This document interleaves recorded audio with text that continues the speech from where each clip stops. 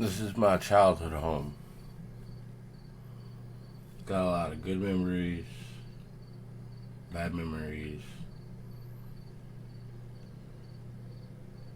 and some things I just try to forget. I'm going to start a series where I talk about some personal things that happened in my life. Starting off with this one. I was 17 years old,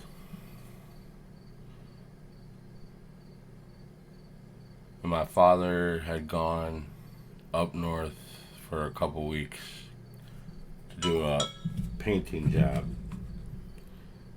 And so it was just my aunt at the house.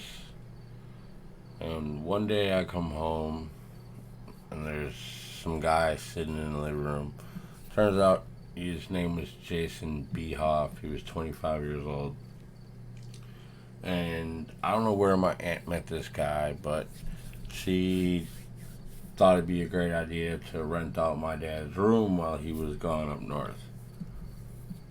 So I'm like, this is a bad idea, Renata. You shouldn't be doing this.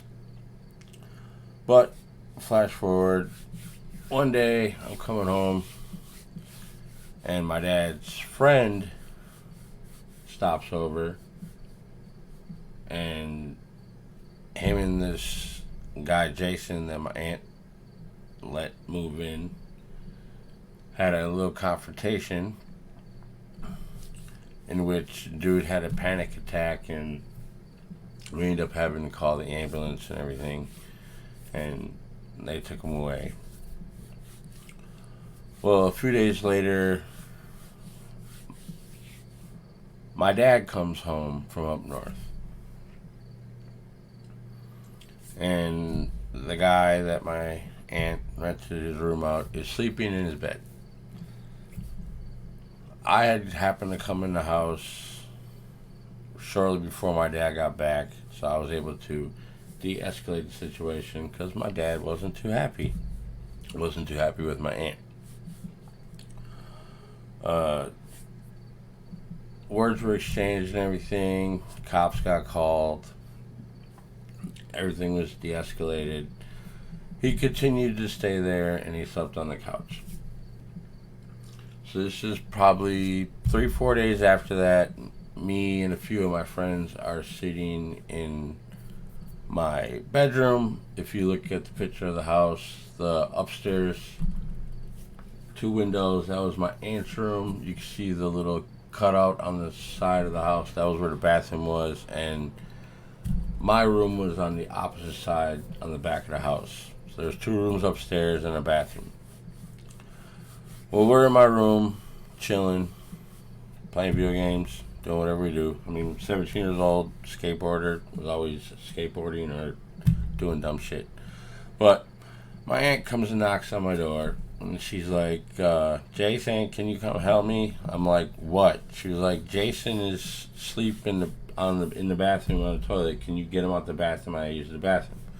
I said, that's your friend, your problem, and I closed my door. She knocked on the door. She was like, come on, help me, help me, help me. My friend Zach was like, okay, I'll help her. So I'm like, whatever, I'm out of here.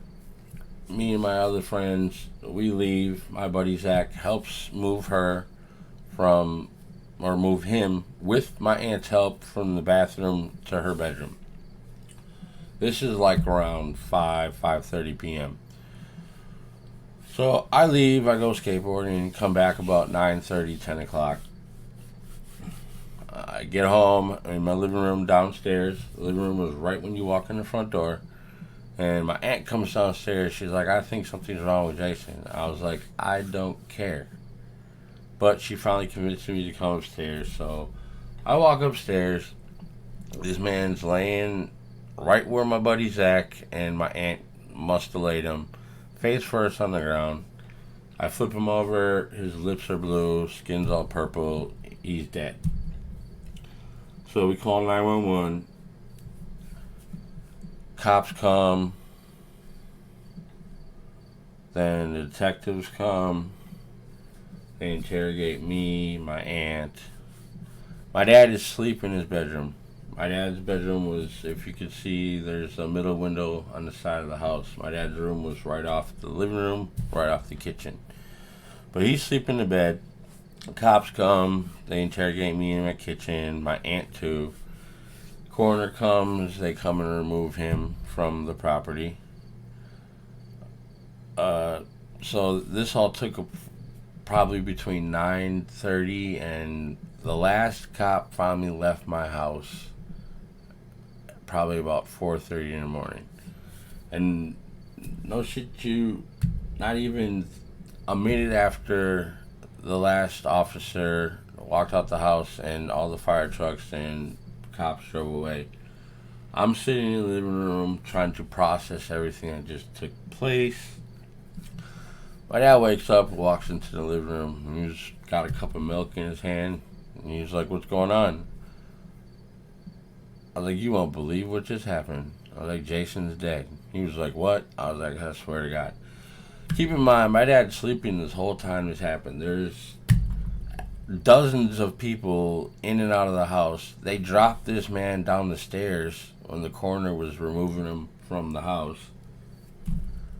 It was crazy. Well, come to find out, after the toxicology report, he had taken a bunch of prescription pills and a bunch of alcohol and pretty much died from an overdose. But weeks after that, around the house, I kept finding empty bottles of vodka everywhere, hidden in towels in the bathroom closet, along with empty pill bottles everywhere that were prescribed to him. But it's a crazy experience. But I don't know. Let me get you guys' thoughts on this. If you guys like it, I will tell you some more crazy stories that happened to me in my life. But yeah, never really get the thought of finding somebody dead. It is like images burned in my head from when I first seen him when I flipped him over. It was crazy, but yeah.